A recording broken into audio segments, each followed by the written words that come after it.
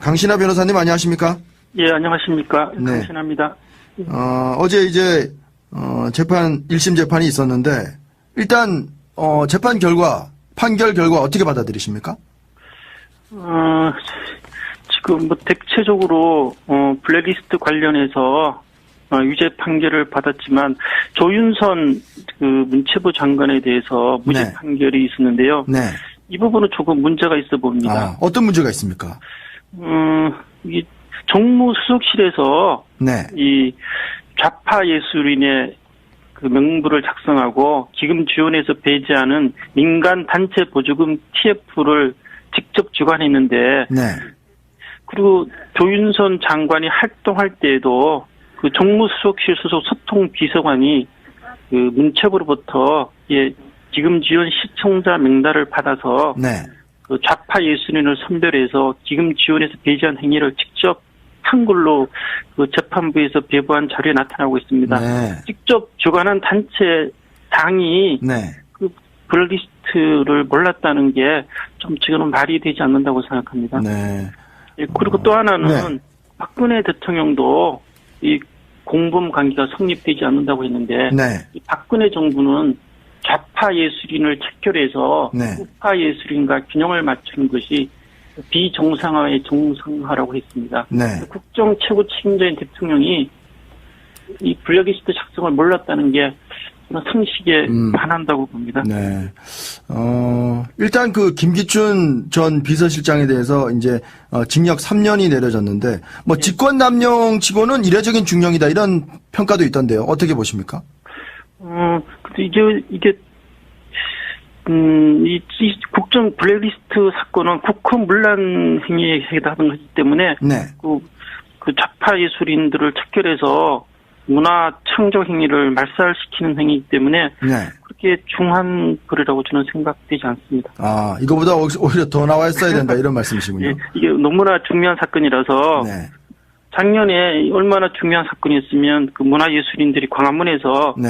추운 겨울에 몇 개월 동안이나 계속해서 텐트를 치고 농성한 걸로 봐도 얼마나 우리나라 한국 사회에 네.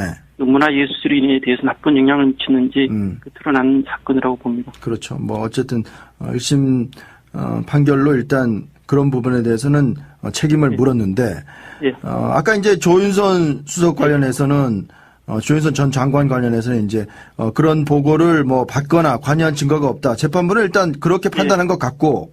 예, 그렇습니다. 네. 어떻습니까? 검찰은 이제 뭐 항소를 할 텐데요. 네, 예. 뭐 뒤집어질 가능성이 있을까요, 또? 제 생각은 이제 곧 앞으로 문화예술인들이 직접 참여하는 그 문체부에서 주관하는 블랙리스트 진상조사 및 제도 개선위원회가 설치되어서 그렇죠. 블랙리스트 진상 규명을 한다고 합니다. 네, 어제 이제 결정이 돼서 이제 진상조사위가 구성이 됐는데요. 그럼 여기서 좀 더 사실이 밝혀질 것 같기도 하고, 네. 그리고 좀 전에 말씀드렸지만 그 민정수석실에서 그 좌파 예술인들의 그 기금 지원을 배제하고 명단도 작성했는데, 네. 그 직접 책임자가 네. 이런 사실을 몰랐다는 것은 상식적으로 네. 좀 말이 되지 않는 것 같습니다. 네. 저는 개인적으로 조윤선 장관이 그 몰랐다고 무능한 거고 그런 네. 분이 어떻게 문체부 장관이 되고 정무수석이 되는지 말이 되지 않은 것 같습니다. 네. 그래서 뭐 우병우 전 수석도 그렇고 뭐 무능 전략으로 나가고 있는 거 아닙니까? 대한민국에서 가장 똑똑하다고 네. 그렇게 주장하는 분들이 네. 도대체 이게 밑에서 제가 보기에는 꼬리 자리 아닌가. 다른 분들이 뭐 전부 다 책임을 뒤집어 쓰고 네. 뭐 박근혜 대통령이나 네. 특별히 조윤선 장관을 좀 보호하지 않나 이런 생각도 듭니다. 관련해서 이제 이번에 이제 징역 1년 6개월을 받은 신동철 전 정무비서관은 예. 재판 당시에 이제 당시 조윤선 수석에게 블랙리스트 보고를 했다면 업무가 중단될 수도 있었는데 그러지 못해서 후회가 된다. 이런 진술까지 해서 사실 이런 진술이 이제 조윤선 전 장관으로 하여금 무죄를 받게끔 이제 도와주는 진술이 된 거거든요. 예, 그렇죠. 그게 절정적인 것 같은데요. 네. 그게 꼬리 자리가 아닌가 저는 그렇게 생각합니다. 네. 상식적으로 이게 법에 위반되는 사실인데 이런 행위를 윗사람이 지시도 없이 자기가 스스로 모든 책임을 뒤집어 쓰는 게 아닌가 이렇게 생각합니다. 어쨌든 지금 강신하 변호사 얘기로는 문체부가 이제 이 블랙리스트 진상조사위를 구성하기로 했기 때문에 네. 여기에서 이제 새로운 사실이 나온다면은 조윤선 전 장관도 2심에서는 또 어떻게 될지 모른다 예. 이런 말씀이시고요. 예, 그렇습니다. 그리고 아까 이제 잠깐 언급하셨지만 박근혜 전 대통령이 예. 이번에 이제 뭐 재판부는 공범이 아니다 이렇게 이제 얘기하지 않았습니까? 예. 글쎄 뭐 공범이다 또 이런 주장도 있고요. 그것이 어떻게 좀 박근혜 전 대통령의 재판에 영향을 미칠 수 있을까요? 근데 이거는 좀 이게 판결 내용이 제가 아직 판결문은 못 봤지만 네. 이 국정 최고 책임자가 네. 이걸 자기가 직접 문화 융성을 외치고 그 문화 융성의 핵심 내용이 좌파 세력을 특별해서 네. 지금 이게 이념적으로 편향돼 있기 때문에 문화예술인들이 좀 균형을 이루어야 된다는 게 국정 과제였는데 네. 국정 과제를 밑에 사람에게 지시해놓고 지시한 사람은 모른다는 게 말이 됩니까? 이거는 진짜 이게 국정 문란행위고 네. 그런 건데 그걸 몰랐다는 게 좀 저는 납득이 안 됩니다. 네. 좀 더 조사하면 네. 그리고 이거는 또 재판부 자료에 보면 그 국정원에서도 예술인 사찰한 흔적이 좀 있어 보입니다. 네. 그래서 저희 단체에서 국정원도 지금 고발을 했는데 그 블랙리스트 작성에 관여하고 민간인 그 예술인들을 사찰했다 그래서 네.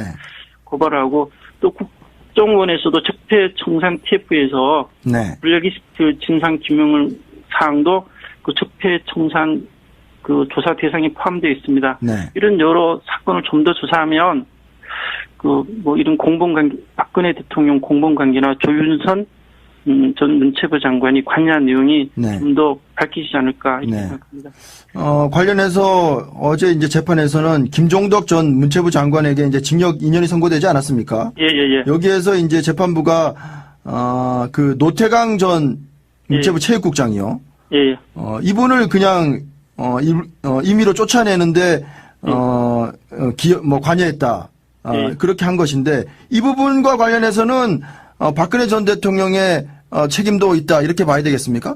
당연한 것 같습니다. 이게 공무원은 정치적 중립성이 보장되어서 신분 보장이 되는데 네. 충성심이 부족하다 이렇게 해서 이거 뭐 그만 그 공무원 직위를 박탈한다는 것은 네. 이게 있을 수 없는 일이고 꼭 집어서 여러 차례 이 사람을 계속 그 공무원에서 그 네.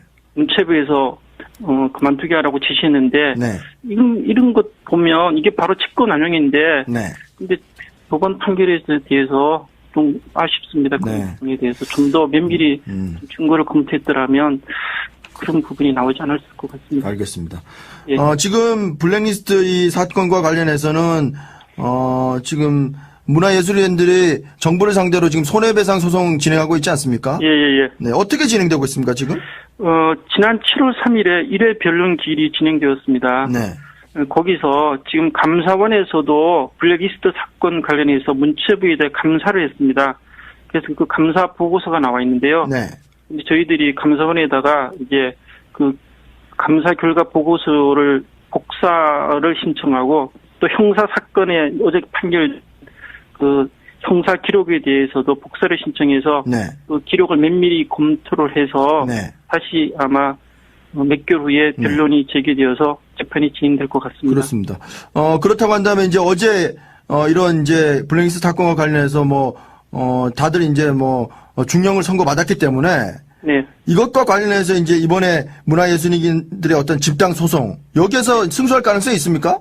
네, 저는 상당 부분 승소 가능성이 있다고 봅니다. 더구나 네. 국정원이 예술인 사찰에 관련되었다 그러면 위자료 액수도 증액될 것 같습니다. 네. 그리고 국정원에서도 좀 전에 말씀드렸지만 적폐청산 TF에서 블랙리스트 진상을 규명한다고 그랬으니까 이런 것을 또 보고서 네. 저희들이 더 유리한 자료가 될 수 있을 것 같습니다. 지금 집단 소송에 참여한 분들이 한 460여 명 정도 되죠? 예. 네. 1인당 위자료 액수가 얼마입니까?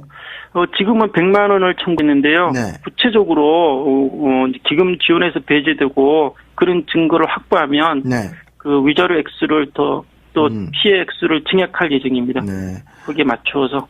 예. 어제 이제 재판부의 1심 판결이 나왔기 때문에 더 이 집단 소송에 참여하겠다는 예술인들이 더 나올 수도 있습니까? 지금 3차 소송을 진행 중인데요. 네. 아마 7월 31일 다음 주 월요일 날 네. 직접 피해를 입은 단체나 그 구성원을 중심으로 해서 네. 한 15명 부분이 다시 소송을 제기할 예정으로 있습니다. 그렇군요. 예. 강신하 변호사의 얘기대로라면 이것이 이제 민사소송에도 충분히 승산이 있다. 예, 저는 그렇게 생각합니다. 네. 이런 말씀이시군요. 알겠습니다. 블랙리스트와 담뱃값 두 가지로 뜨거웠습니다. 우선 문화예술인에 대한 지원 배제 명단이었던 이른바 블랙리스트 이 재판이 열렸는데 1심 선고가 내려졌는데 김기춘 전 청와대 비서실장은 징역 3년 받았고요. 조윤선 전 문체부 장관은 징역 1년에 집행유예 2년. 그러니까 2년을 별 문제 일으키지 않고 지내면 징역을 면해주는 거죠. 따라서 어제 바로 석방이 됐습니다. 사실은 국정농단 사건에서 이 블랙리스트가 차지하는 비중이 작지 않았기 때문에 어제 이 1심 재판 결과 놓고 논란이 뜨거운데요. 블랙리스트와 담뱃값 이 두 가지 쟁점에 대한 이분 입장을 좀 듣고 싶습니다. 정의당 노회찬 원내대표 연결해보죠. 노회찬 의원님 안녕하세요. 네, 안녕하십니까. 먼저 블랙리스트 1심 판결에 대한 총평, 촌평 어떻게 보셨어요? 네, 아주 우리 국민들을 놀라게 하는 판결이 나왔다고 저는 생각되고요. 많은 분들이 지금 실망했을 것 같은데 결국 이 판결대로 하자면은 조윤선 전 장관은 투명인간이었다. 투명인간이었다? 예, 상황을 보고는 있었지만 아무런 역할을 하지 않았고 할 수 없는 상태였다는 거거든요. 어허. 지금 보면은 위증죄만 이제 인정을 하고 예, 직권남용, 즉 블랙리스트를 갖다가 이렇게 블랙리스트에 의해서 지원 배제가 관철되는 데 대해서 아무런 역할도 하지 않았다라는 거거든요. 그때는 아무런 역할을 하지 않았고 오로지 그 청문회 나왔을 때 국정농단 청문회 나왔을 때 블랙리스트를 알면서도 존재를 알면서도 모른 척한 대답한 거 그것만 유죄가 나왔어요. 근데 아무 역할을 하지 않았다는 것 자체가 이제 납득되지 않는 것이 예. 실제로 이제 이 블랙리스트를 갖다가 이렇게 이 방침에 따라서 이렇게 어디는 돈을 더 주고 어디는 더 주고 작업을 한 그 TF가 예. 민간단체 보조금 TF가 정무수석실 산하에 있었거든요. 비록 그것이 조윤선 장관이 정무수석 되기 전부터 예. 정무수석실에 배치가 돼 있었다 하더라도 예. 자기가 정무수석인 상태에서 그것이 진행되고 집행되는 걸 다 알고 있었거든요. 그렇다면 그걸 중단시킬 권한도 있는 거거든요. 이거 봐가지고 있는 것이고. 이게 문제가 있으면 중단시켰어야 되는데 그걸 하지 않은 것도 이것도 죄다 신고유기다. 그렇죠. 그것도 직권남용에 속하는 것이죠. 그것이 진행되게 방조한 것이기 때문에. 예. 그러니까 공범관계에 있다고 봐야 되는. 김기춘이 이제 지시하고 다 했다라고 이번에 인정했는데. 예. 그 김기춘의 공범관계에 있는 게 조윤선 전 정무수석이었고 문체부 장관이 된 이후에도. 예. 계속해서 그걸 실행을 했기 때문에 그 공무관계를 인정해야 되는데 그걸 안 했다는 게 저는 가장 큰 판결의 문제라고 봅니다. 그렇게 보시는 거군요. 그러니까 법원에서는 조윤선 장관은 존재는 알았다. 그러니까 정무수석으로 왔을 때 또 문체부 장관으로 왔을 때 다 있다는 건 알았지만 그거를 만들라고 지시한 적도 없고 지휘 감독한 증거도 못 찾았다. 결국은 증거가 없어서 무죄. 이렇게 된 거예요. 정말로 증거가 없었던 건 아닐까요, 의원님? 아니요. 증거가 없었다는 것이 일단은 위증 자체가 위증을 인정했다는 자체가 그 존재를 알았다는 것 아닙니까? 존재가 알았다는 거는 법원도 인정했습니다. 예. 예. 그 알았다면은 그 다음에 해야 되는 그 부당한 일이 계속해서 진행되는 걸 방치할 거냐? 예. 아니면 그걸 중단시킬 거냐인데. 예. 조윤선 정무수석은 그 방치하는 쪽을 택했던 것이고, 그걸 방치했다는 것은 그 범죄 행위에 대한 방조 행위가 되는 것이죠. 방조. 그러니까 공범관계가 되는 것이죠. 애초에 그것이 누구 아이디어였느냐만 따질 문제는 아니라는 거죠. 그렇게 보시는 거군요. 그럼 이번 판결 보면서 뭔가 좀 모순됐다 이런 생각을 계속 하실 수밖에 없는 거예요. 어떤 분은 그런 얘기도 하세요. 지금 청취자 문자가 막 들어오는데 김앤장의 승리다 이런 얘기도 동의하세요?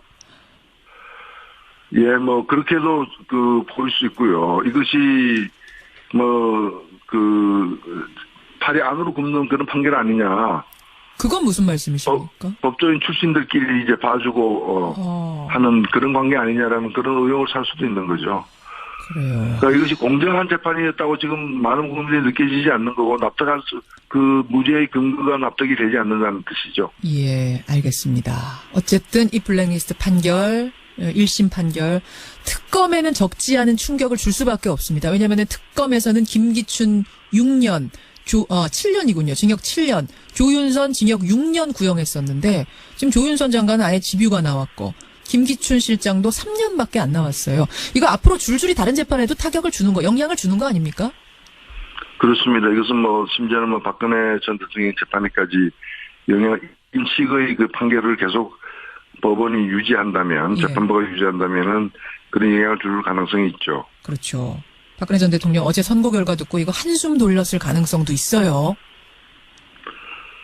그렇습니다. 그래서 이것이 이제 너무 그 역할이라거나 책임에 대해서 예. 축소해서 이렇게 재단을 했다. 이렇게 보여집니다. 굉장히 보수적인 판결을 내린 것이 아니냐. 이게 지금 기조 아니냐, 이 재판에 혹시. 그걸 보여주는 건 아니냐. 이 부분에서 국민들이 지금 분노하고 우려하고 있는 것 같습니다. 정의당 노회찬 대표, 원내대표 만나고 있습니다. 노 원내대표님. 네. 나오신 김에 또 하나의 큰 이슈 하나 짚어봤으면 좋겠습니다. 이 담배값 인하 네, 문제요.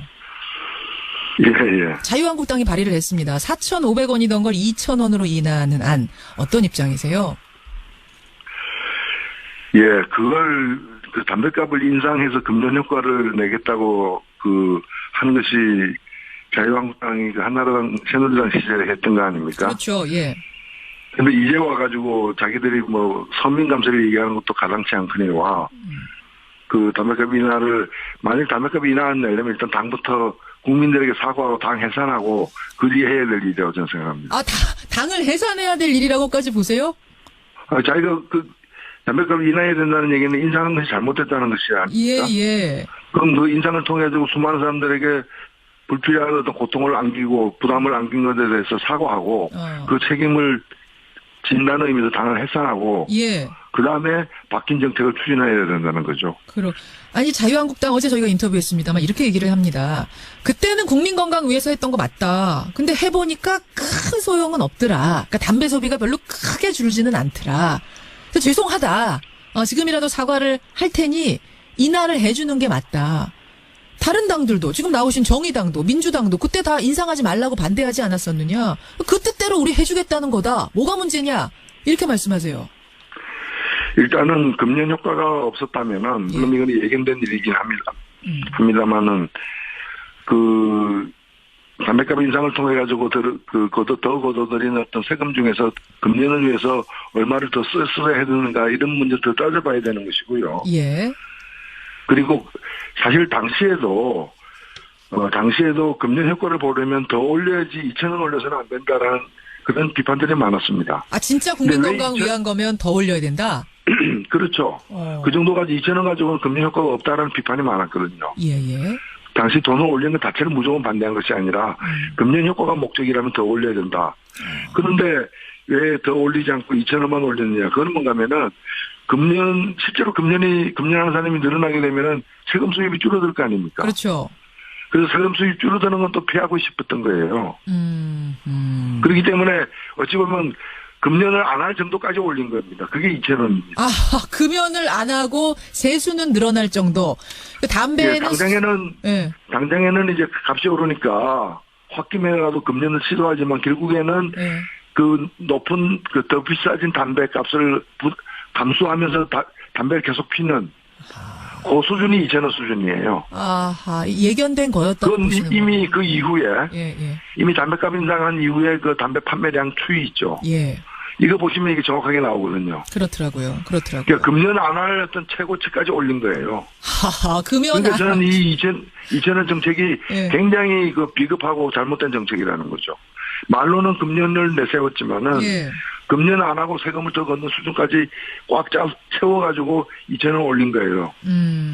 그렇기 때문에 이 정책에 대해서 반성한다면은 그러면 제대로 된 금년을 갖다 효과를 내기 위해서 더 걷어들였던 세금을 금년을 위해서 어떻게 더 쓸 것인지를 이런 검토를 해야 되고 그것만으로 안 된다면은 나중에 진짜 금년 효과를 더 보는 방법을 여러모로 강구를 해야지 이제 와가지고 사실은 갑자기 언제부터 그 당이 서민을 생각했습니까? 지금 부자 정책 얘기가 나오니까 부자 정책 물타기 하려고 지금 서민 감세 얘기를 하는 거거든요. 부자 정책 물타기 하려고 일부러 발목 잡게 하는 거다. 그렇죠. 그러니까 지금 부자 증세할 때가 아니다. 예, 또 그 부자 증세를 정면으로 반박하기 힘들기 때문에 예. 눈을 돌리고 이제 서민 감세로 하자라고 이제 지금 그 서민 부담을 줄이자는 건데 저는 이제 이 담배값 인상을 주도했던 당으로서 할 처사가 아니다라고 봅니다. 처사가 아니라고. 근데 이제 청취자 문자도 들어옵니다만, 뭐 나는 자유한국당 지지자는 아니다. 하지만 담배를 피는 사람으로서 담배값 인하해준다니 어쨌든 좋다. 정의당, 민주당도 그때 올려서는 안 된다고 했던 것이니까 다시 어쨌든 원상복귀하자. 이런 의견도 들어오긴 해요. 이게 당시에 2,000원 더 인상을 갖다가 안 한 상태라면 모르겠는데 당시에 아예 예. 담배값 인상을 하지 않은 상태라면 모르겠는데 예.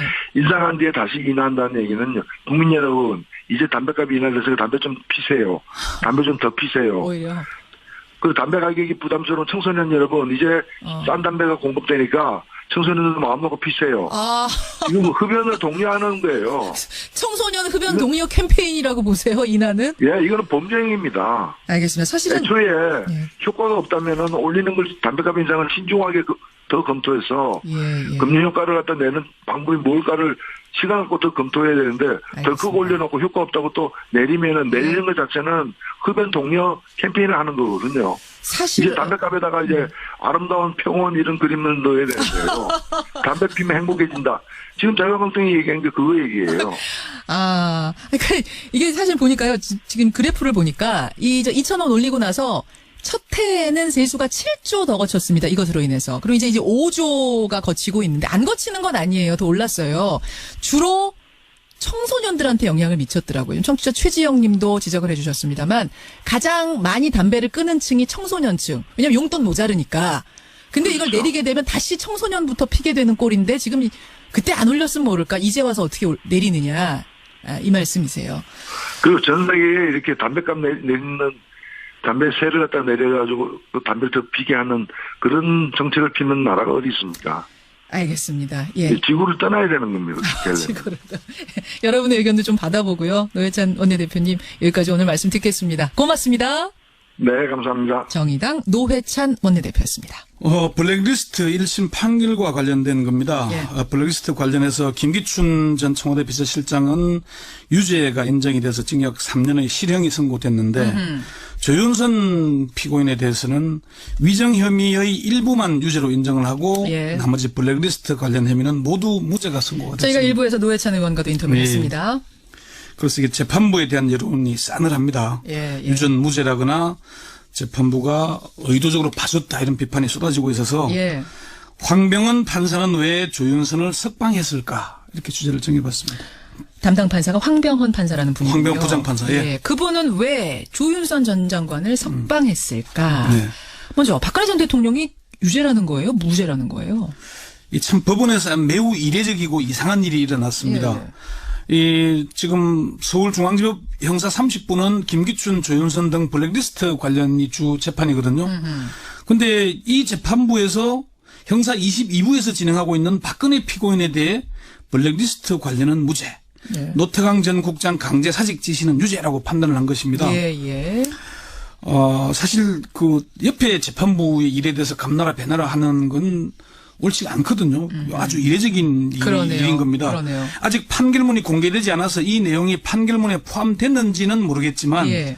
재판부가 판결 직후에 배포한 재판부 설명 자료에 별도 표시로 이런 설명이 들어있습니다. 이게 이제 논란이 되니까 예. 서울중앙지법이 뒤늦게 기자들에게 해명을 하고 나섰어요. 어떻게요? 법원은 블랙리스트 사건 관련 재판부 설명 자료에서 김기춘 등 피고인 사건을 기준으로 박근혜 전 대통령의 공모 부분이 인정되지 않았다는 취지일 뿐 박근혜 피고인이 블랙리스트 관련 혐의로 무죄가 선고되었다거나 선고될 것이 확실시 된다는 의미는 아니다. 무죄라는 뜻은 이게 무슨 차이입니까? 법적으로 정확히 모르는 사람들은 이건 당연히 무죄라고 이해할 수밖에 없는데. 그러니까 법원은 검찰 측 추가 증거 제출 가능성이 있고 재판부가 서로 달라서 판단이 다르게 날 가능성이 충분히 있다. 혹시 오해나 오보가 없었으면 좋겠다라고 밝혔는데 이거는 형사 30부가 형사 22부에서 박근혜 예. 피고인에서 하고 있는데 이 감나라 배나라 하는 셈인 거거든요. 그러네요. 그러니까 법조계에서도 이게 이례적이라는 반응이 나오고 있습니까? 이게 매우 이례적이고 이상하죠. 매우. 한 중견 법조인은 정말 이상하다. 법원에서 추가로 해명 자료를 배포한 것은 법원 스스로 문제가 있다는 걸 인정하는 것이다. 예. 노영희 변호사도 1심 재판부의 설명 자료도 이상한데 예. 법원에서 추가로 해명 자료를 내서 그게 아니라고 해명하는 게 더 이상하다. 해명을 하는 것도 이상하다. 예. 이례적인 건 분명하군요. 그렇습니다. 이게 저관 박근혜 피고인이 블랙리스트 관련해서 유죄인지 무죄인지는 담당 재판부인 중앙지법 형사 22부에서 1심 판결을 한다는 겁니다. 그래요. 특검 관계자들도 아니 박근혜 피고인의 블랙리스트 관련은 심리도 안 했는데 형사 30부가 왜 그게 왜 그런 얘기를 하는 왜 언급을 하느냐. 일단 그게 하나가 논란이 됐었고. 예. 자, 오늘의 본 주제. 네. 김기춘 비서실장은 유죄. 네. 비서관도 유죄인데 조윤선 전 장관만 무죄가 났단 말입니다. 예. 이게 뭐 일일이 다 나열하면 너무 길어질 텐데 어쨌건 김기춘 전 대통령 비서실장은 징역 7년이 구형됐지만은 직권 남용과 위정 등의 혐의가 인정이 돼서 실형 3년이 선고가 됐어요. 예. 그런데 조윤선 피고인이라고 합시다. 이 피고인은 예. 징역 6년이 구형됐는데 위정 혐의 일부 유죄만 인정이 돼서 징역 1년에 집행유예 2년이 선고가 됐습니다. 청문회에서 위증한 거 알았는데 모른 척했던 거 그거 하나 걸린 거잖아요. 그렇습니다. 예. 김종덕 전 문체부 장관은 징역 2년의 실형, 김상률 전 교육문화수석은 실형 1년 6월, 신동철 전 정무비서관, 정관주 전 문체부 차관은 각각 징역 1년 6월의 실형이 선고가 됐습니다. 담당 재판부가 조윤선 피고인만 핀셋으로 콕 집어서 석방을 한 겁니다. 예. 핀셋 석방이네요. 요즘 참 핀셋이란 단어 많이 나오고 그러니까 있네요. 조윤선 전 장관만 콕 집어서 석방하니까 핀셋 무죄 아니냐. 핀셋 무죄. 예, 그러니까 요즘 초대기업 초고소득자에 대한 부자 정세를 하면서 핀셋 정세라는 말이 나왔는데 신조어가 나왔죠. 예, 이게 핀셋 무죄가 아니냐 이런 얘기가 나오는 겁니다. 그러네요. 박영수 특별검사를 비롯한 특검팀에서는 납득을 할 수가 없다. 상식적으로 도저히 이해가 안 된다는 반응을 보이고 있습니다. 상식적으로 말이 내가 특검이어서가 아니라 네. 상식적으로 이건 말이 안 된다. 박영수 특별검사는 상식이 안 통하는 판결이다. 핵심인 조윤선은 빠지고 나머지는 모두 실형이냐. 예, 예. 항소심에서 충분히 유죄를 입증할 수 있다 얘기를 했고요. 그래서 황병원 부장판사에 대한 비판이 지금 나오는 거군요. 그렇습니다. 지금 아주 지금 SNS에서 아마 그 검색어에 황병원이 아마 1, 2위를 하고 있을 맞습니다. 겁니다. 어제부터 예. 계속이요. 이게 지금 그 비난 내용이 두 가지인데 하나는 혹시 라면 도둑 기억이 나십니까? 분식집에 들어가서 라면 끓여 먹은 그 도둑 아니에요? 라면 끓여 먹고 말씀하시는 라면 거죠. 10개 하고 동전 2만 원 좀 들고 나온 도둑. 동전도 들고 나왔어요. 2만 원. 예, 2만 원 좀 되는 동전 통을 들고 나왔는데 라면 10개 훔쳤죠. 예. 라면 10개 2만 원. 이게 징역 3년 6월에 실형이 선고가 됐습니다.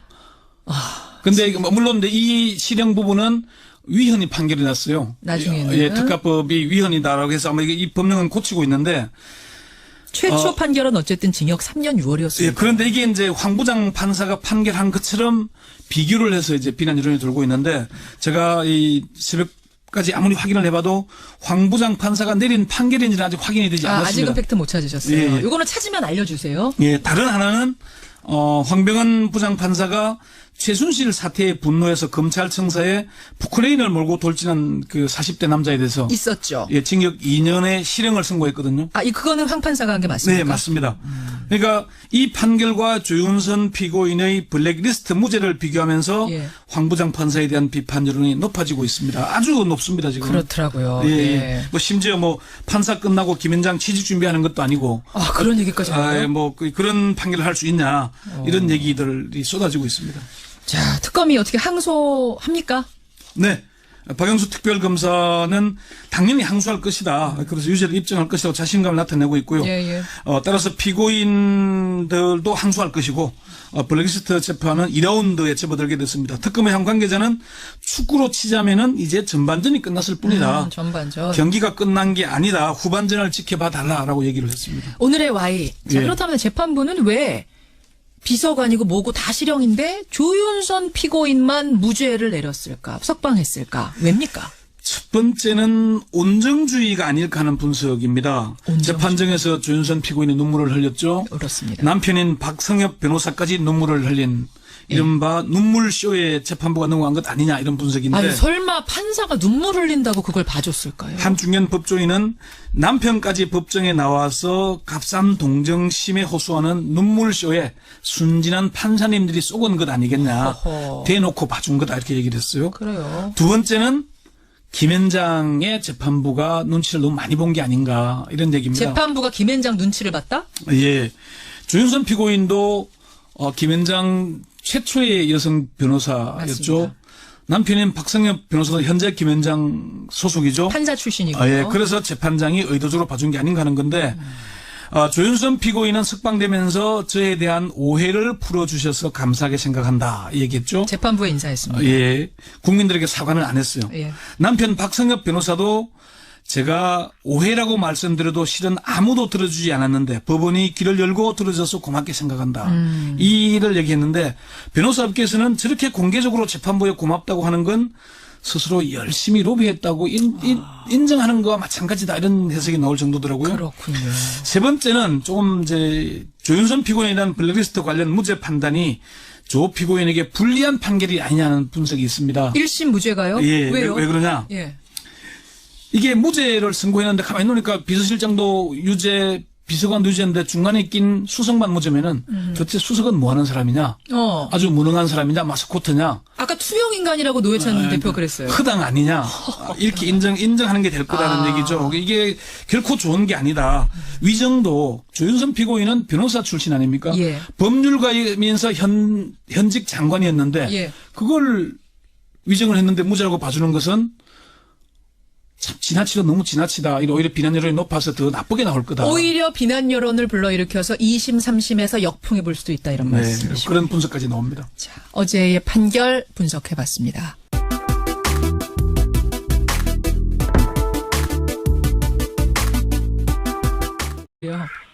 그 담배 가격이 부담스러운 청소년 여러분, 이제 싼 담배가 공급되니까 청소년들도 마음 놓고 피세요. 이거 뭐 흡연을 독려하는 거예요.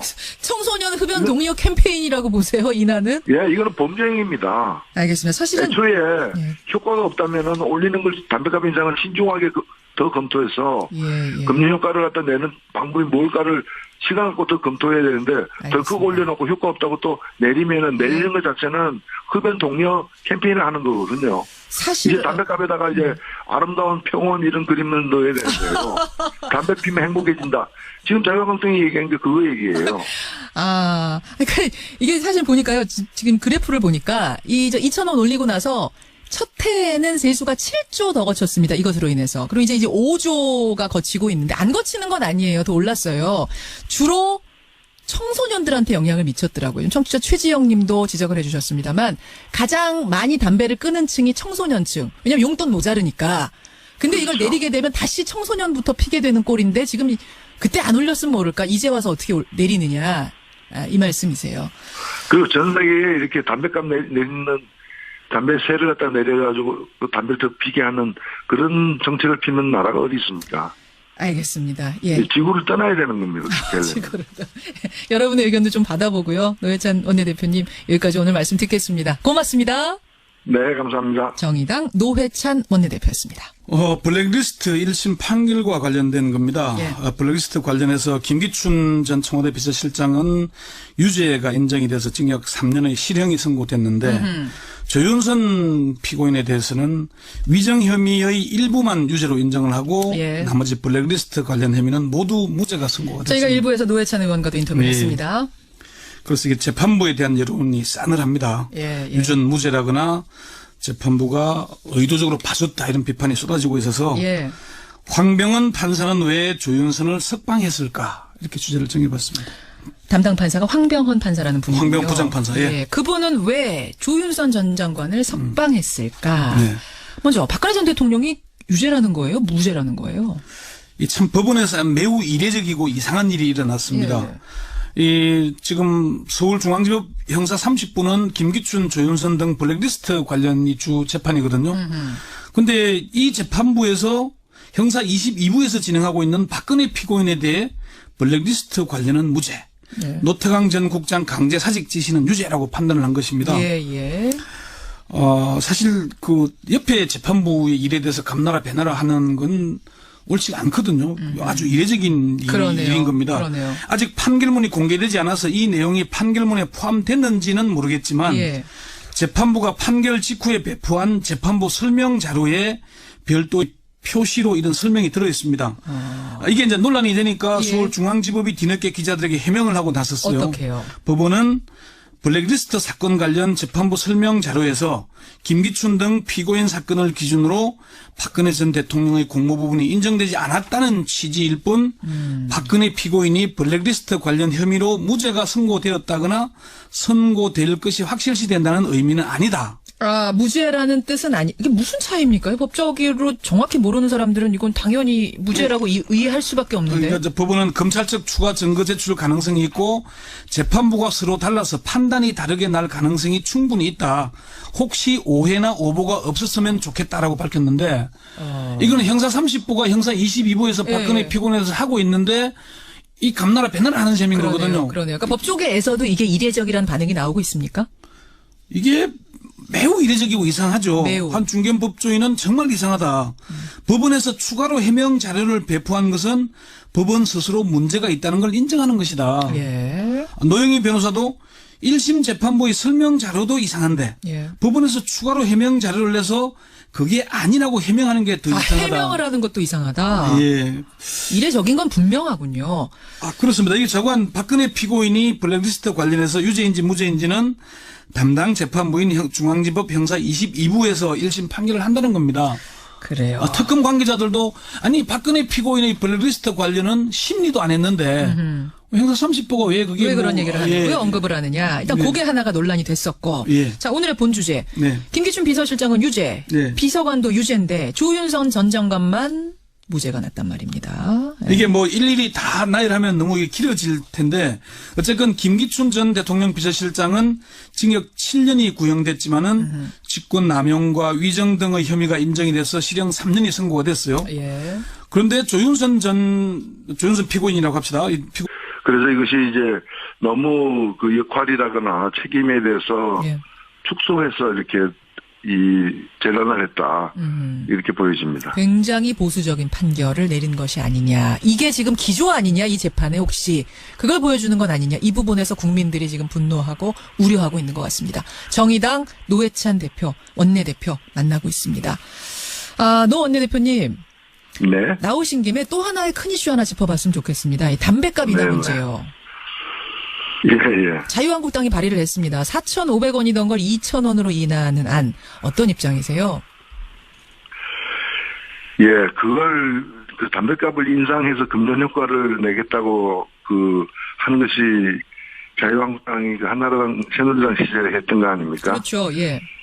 근데 이제 와가지고 자기들이 선민감세를 얘기하는 것도 가당치 않거니와, 담배값 인하를, 만약 담배값 인하 내려면 일단 당부터 국민들에게 사과하고 당 해산하고 그리해야 될 일이라고 저는 생각합니다. 아, 당을 해산해야 될 일이라고까지 보세요?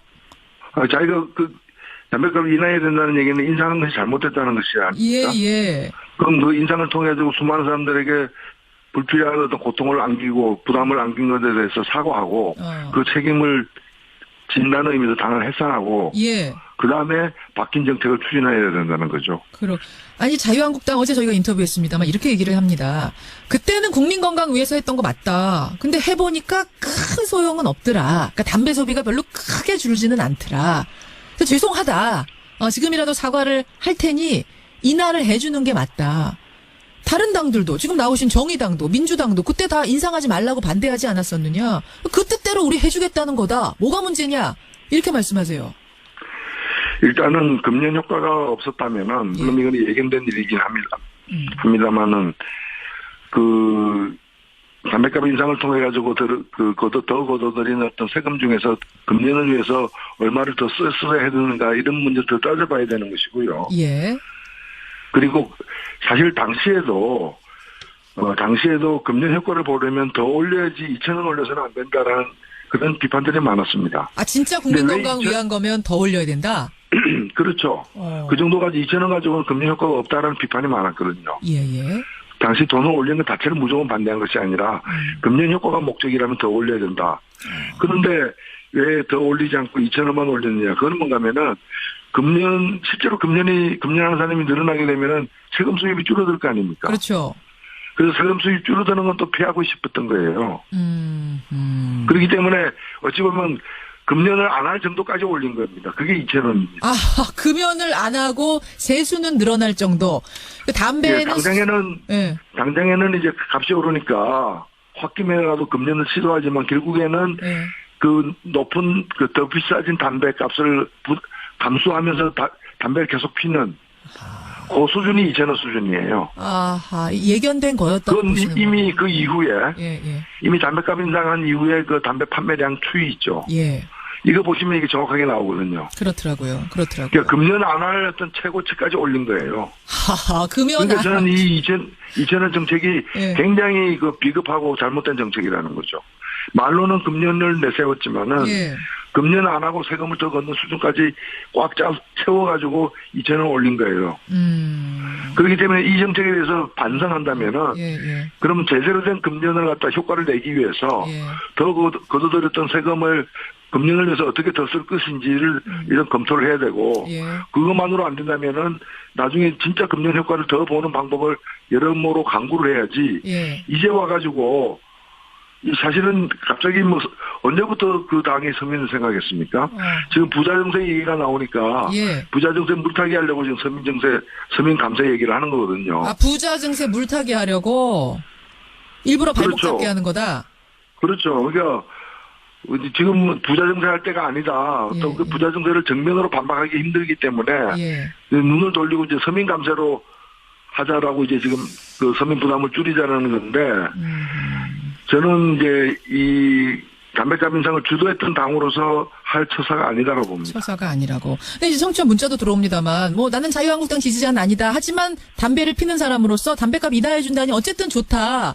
정의당, 민주당도 그때 올려서는 안 된다고 했던 것이니까 다시 어쨌든 원상복귀하자. 이런 의견도 들어오긴 해요. 이게 당시에 2,000원 더 인상을 갖다가 안 한 상태라면 모르겠는데 당시에 아예 예, 예. 담배값 인상을 하지 않은 상태라면 모르겠는데 예. 인상한 뒤에 다시 인하한다는 얘기는 국민 여러분 이제 담배값이 인하돼서 담배 좀 피세요. 담배 좀 더 피세요. 조윤선 전 장관도 2심에서는 또 어떻게 될지 모른다 예, 예. 이런 말씀이시고요. 예, 그렇습니다. 그리고 아까 이제 잠깐 언급하셨지만 박근혜 전 대통령이 예. 이번에 이제 뭐 재판부는 공범이 아니다 이렇게 이제 예. 얘기하지 않았습니까? 예. 글쎄 뭐 공범이다 또 이런 주장도 있고요. 그것이 어떻게 좀 박근혜 전 대통령 재판에 영향을 미칠 수 있을까요? 근데 이거는 좀 이게 판결 내용이 제가 아직 판결문은 못 봤지만 네. 이 국정 최고 책임자가 네. 이걸 자기가 직접 문화 융성을 외치고 그 문화 융성의 핵심 내용이 좌파 세력을 특결해서 네. 지금 이게 이념적으로 편향돼 있기 때문에 문화예술인들이 좀 균형을 이루어야 된다는 게 국정 과제였는데 네. 국정 과제를 밑에 사람에게 지시해놓고 지시한 사람은 모른다는 게 말이 됩니까? 이거는 진짜 이게 국정 문란행위고 네. 그런 건데 그걸 몰랐다는 게 좀 저는 납득이 안 됩니다. 네. 좀 더 조사하면 네. 그리고 이거는 또 재판부 자료에 보면 그 국정원에서도 예술인 사찰한 흔적이 좀 있어 보입니다. 네. 그래서 저희 단체에서 국정원도 지금 고발을 했는데 그 블랙리스트 작성에 관여하고 민간인 그 예술인들을 사찰했다 그래서 네. 고발을 하고 또 국정원에서도 적폐청산 TF에서 네. 블랙리스트 진상 규명 사항도 그 적폐청산 그 조사 대상에 포함되어 있습니다. 네. 이런 여러 사건을 좀 더 조사하면 그 뭐 이런 공범관계 박근혜 대통령 공범관계나 조윤선 전 문체부 장관이 관여한 내용이 네. 좀 더 밝히지 않을까 이렇게 네. 생각합니다. 관련해서 어제 이제 재판에서는 김종덕 전 문체부 장관에게 이제 징역 2년이 선고되지 않았습니까? 예. 여기에서 이제 재판부가 그 노태강 전 문체부 체육국장이요. 예. 이분을 그냥 임의로 쫓아내는데 관여했다. 예. 그렇게 한 것인데 이 부분과 관련해서는 박근혜 전 대통령의 책임도 있다 이렇게 봐야 되겠습니까? 당연한 것 같습니다. 이게 공무원은 정치적 중립성이 보장되어서 신분 보장이 되는데 네. 충성심이 부족하다 이렇게 해서 이거 뭐 그만 그 공무원 직위를 박탈한다는 것은 네. 이게 있을 수 없는 일이고 꼭 집어서 여러 차례 이 사람을 계속 그 공무원에서 그 네. 문체부에서 그만두게 하라고 지시했는데 네. 이런 것 보면 이게 바로 직권남용인데 네. 근데 법원 판결에 대해서 좀 아쉽습니다. 그 네. 부분에 대해서 좀 더 면밀히 증거를 검토했더라면 그런 부분이 나오지 않을 것 같습니다. 알겠습니다. 예. 지금 블랙리스트 이 사건과 관련해서는 지금 문화예술인들이 정부를 상대로 지금 손해배상 소송 진행하고 있지 않습니까? 예. 네, 어떻게 진행되고 있습니까, 지금? 지난 7월 3일에 1회 변론 기일이 진행되었습니다. 네. 거기서 지금 감사원에서도 블랙리스트 사건 관련해서 문체부에 대해 감사를 했습니다. 그래서 그 감사 보고서가 나와 있는데요. 네. 근데 저희들이 감사원에다가 이제 그 감사 결과 보고서를 복사를 신청하고 또 형사 사건의 어제 판결 그 형사 기록에 대해서도 복사를 신청해서 네. 그 기록을 면밀히 검토를 해서 네. 다시 아마 몇 개월 후에 변론이 재개되어서 재판이 진행될 것 같습니다. 그렇습니다. 그렇다고 한다면 이제 어제 이런 이제 블랙리스트 사건과 관련해서 다들 이제 중형을 선고받았기 때문에 네. 이것과 관련해서 이제 이번에 문화예술인들의 어떤 집단 소송 여기에서 승소할 가능성이 있습니까? 네, 저는 상당 부분 승소 가능성이 있다고 봅니다. 더구나 네. 국정원이 예술인 사찰에 관련되었다 그러면 위자료 액수도 증액될 것 같습니다. 네. 그리고 국정원에서도 좀 전에 말씀드렸지만 적폐청산 TF에서 블랙리스트 진상을 규명한다고 그랬으니까 이런 것을 또 보고서 네. 저희들이 더 유리한 자료가 될 수 있을 것 같습니다. 지금 집단 소송에 참여한 분들이 한 460여 명 정도 되죠? 예. 네. 1인당 위자료 액수가 얼마입니까? 지금은 100만 원을 청구했는데요. 네. 구체적으로 기금 지원에서 배제되고 그런 증거를 확보하면 네. 그 위자료 액수를 또 피해 액수를 증액할 예정입니다. 네. 거기에 맞추어서. 예. 어제 이제 재판부의 1심 판결이 나왔기 때문에 더 이 집단 소송에 참여하겠다는 예술인들이 더 나올 수도 있습니까? 지금 3차 소송을 진행 중인데요. 네. 아마 7월 31일 다음 주 월요일 날 네. 직접 피해를 입은 단체나 그 구성원을 중심으로 해서 네. 한 15명 부분이 다시 소송을 제기할 예정으로 있습니다. 그렇군요. 예. 강신하 변호사의 얘기대로라면 이것이 이제 민사소송에도 충분히 승산이 있다. 예, 저는 그렇게. 강신하 변호사님 안녕하십니까? 예, 안녕하십니까. 네. 강신합니다. 어제 이제 1심 재판이 있었는데 일단 재판 결과 판결 결과 어떻게 받아들이십니까? 지금 대체적으로 블랙리스트 관련해서 유죄 판결을 받았지만 조윤선 그 문체부 장관에 대해서 무죄 네. 판결이 있었는데요. 네. 이 부분은 조금 문제가 있어 봅니다. 어떤 문제가 있습니까? 이 정무수석실에서 네. 이 좌파 예술인의 그 명부를 작성하고 기금 지원에서 배제하는 민간 단체 보조금 TF를 직접 주관했는데, 네. 그리고 조윤선 장관이 활동할 때에도 그 정무수석실 소속 소통비서관이 그 문체부로부터 기금 지원 시청자 명단을 받아서 네. 그 좌파 예술인을 선별해서 기금 지원에서 배제한 행위를 직접 한글로 그 재판부에서 배부한 자료에 나타나고 있습니다. 네. 직접 주관한 단체 당이 네. 그 블랙리스트를 몰랐다는 게 좀 지금은 말이 되지 않는다고 생각합니다. 네. 예, 그리고 또 하나는 네. 박근혜 대통령도 이 공범 관계가 성립되지 않는다고 했는데 네. 이 박근혜 정부는 좌파 예술인을 척결해서 네. 우파 예술인과 균형을 맞추는 것이 비정상화의 정상화라고 했습니다. 네. 국정 최고 책임자인 대통령이 이 블랙리스트 작성을 몰랐다는 게 저는 상식에 반한다고 봅니다. 네. 일단 그 김기춘 전 비서실장에 대해서 이제 징역 3년이 내려졌는데 직권 남용치고는 이례적인 중형이다 이런 평가도 있던데요. 어떻게 보십니까? 근데 이게 이 국정 블랙리스트 사건은 국허문란 행위에 해당하기 때문에 네. 그 좌파 예술인들을 척결해서 문화 창조 행위를 말살시키는 행위이기 때문에 네. 그렇게 중한 거리라고 저는 생각되지 않습니다. 이거보다 오히려 더 나와 있어야 된다 이런 말씀이시군요. 예, 이게 너무나 중요한 사건이라서 네. 작년에 얼마나 중요한 사건이었으면 그 문화예술인들이 광화문에서 네. 추운 겨울에 몇 개월 동안이나 계속해서 텐트를 치고 농성한 걸로 봐도 얼마나 우리나라 한국 사회에 네. 문화예술인에 대해서 나쁜 영향을 미치는지 드러난 사건이라고 봅니다. 그렇죠. 어쨌든 1심 판결로 일단 그런 부분에 대해서는 책임을 물었는데 예. 아까 이제 조윤선 수석 관련해서는 조윤선 전 장관 관련해서는 이제 그런 보고를 뭐 받거나 관여한 증거가 없다. 재판부는 일단 그렇게 판단한 것 같고. 예, 그렇습니다. 네. 어떻습니까? 검찰은 이제 뭐 항소를 할 텐데요. 네, 예. 뭐 뒤집어질 가능성이 있을까요, 또? 제 생각은 이제 곧 앞으로 문화예술인들이 직접 참여하는 그 문체부에서 주관하는 블랙리스트 진상조사 및 제도 개선위원회가 설치되어서 그렇죠. 블랙리스트 진상 규명을 한다고 합니다. 네, 어제 이제 여기서, 결정이 돼서 이제 네. 진상조사위가 구성이 됐는데요. 그럼 여기서 좀 더 사실이 밝혀질 것 같기도 하고, 네. 그리고 좀 전에 말씀드렸지만 그 민정수석실에서 그 좌파 예술인들의 그 기금 지원을 배제하고 명단도 작성했는데 네. 그 직접 책임자가 네. 이런 사실을 몰랐다는 것은 상식적으로 네.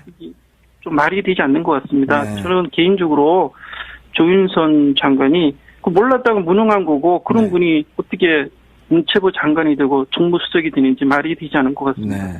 그래서 뭐 우병우 전 수석도 그렇고 뭐 무능 전략으로 나가고 있는 거 아닙니까? 대한민국에서 가장 똑똑하다고 네. 그렇게 주장하는 분들이 네. 도대체 이게 밑에서 제가 보기에는 꼬리 자리 아닌가. 다른 분들이 뭐 전부 다 책임을 뒤집어 쓰고 네. 뭐 박근혜 대통령이나 네. 특별히 조윤선 장관을 좀 보호하지 않나 이런 생각도 듭니다. 관련해서 이제 이번에 이제 징역 1년 6개월을 받은 신동철 전 정무비서관은 예. 재판 당시에 이제 당시 조윤선 수석에게 블랙리스트 보고를 했다면 업무가 중단될 수도 있었는데 그러지 못해서 후회가 된다. 이런 진술까지 해서 예, 예. 사실 이런 진술이 이제 조윤선 전 장관으로 하여금 무죄를 받게끔 이제 도와주는 진술이 된 거거든요. 예, 그렇죠. 그게 절정적인 것 같은데요. 네. 그게 꼬리 자리가 아닌가 저는 그렇게 생각합니다. 네. 상식적으로 이게 아니 법에 위반되는 사실인데 이런 행위를 윗사람이 지시도 없이 자기가 스스로 모든 책임을 뒤집어 쓰는 게 아닌가 이렇게 생각합니다.